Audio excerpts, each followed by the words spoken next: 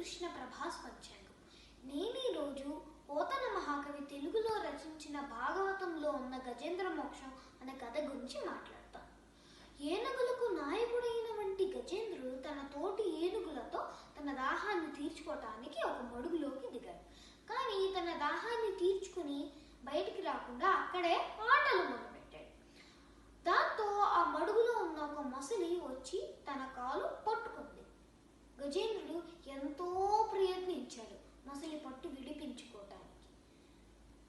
వీటి మధ్య పెనుగులాట ఎలా జరిగిందంటే, కరి దిగుచు మకరి సరస్సుకి గరి దరికిని మకరి దిగుచు గరి గరి వరయన్ కరికి మకరి మకరికి గరి భరమనుచును నతలకు తల భటుల గరి పడం. గజేంద్రుడు మొసలిని తన వైపు లాగితే మొసలి గజేంద్రుడి తన వైపు లాగింది. ఈ పెనుగులాటను చూసి అక్కడున్న తోటి ఏనుగులే కాకుండా ముల్లోకాలు కూడా అదిరిపడిపోయినాయి. 1000 సంవత్సరాలు పోరాడినా వదలలేదు మొసలి. ఎవరు రక్షించటానికి లేక భగవంతుణ్ణి ప్రార్థించాడు గజేంద్రుడు. ఎవ్వని జనించు జగవెవ్వని లోపల నుండు లీనమై ఎవ్వని అందుడిందు పరమేశ్వరుడెవ్వడు మూల కారణం బెవ్వడనాది మధ్యలయుడెవ్వడు సర్వముదానయైన వాడెవ్వడు వాణినాత్మ భవనీశ్వరుని శరణంబు వేడెదం.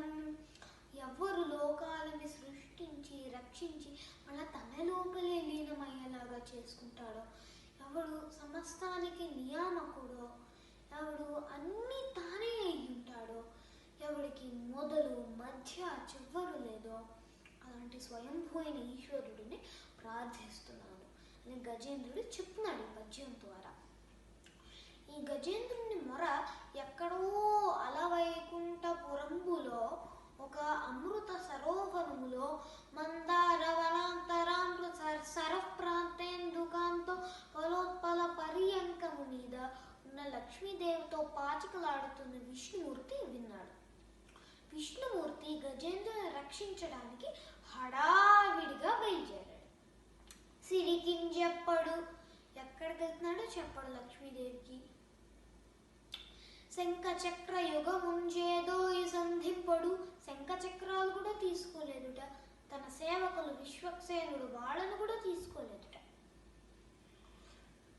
లక్ష్మీదేవి చీర కుంగుని పట్టుకుని దాన్ని విడిచిపెట్టడం కూడా మర్చిపోయాట. అంత హడావిడిగా వెళ్ళి గజేంద్రుని రక్షించాడు.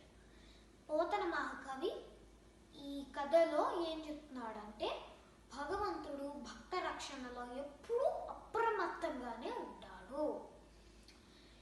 పోతన మహాకవి రచించిన ఈ గజేంద్ర మోక్షం ఎంతో అందంగా ఉంది, ఎంతో అర్థవంతంగా కూడా ఉంది.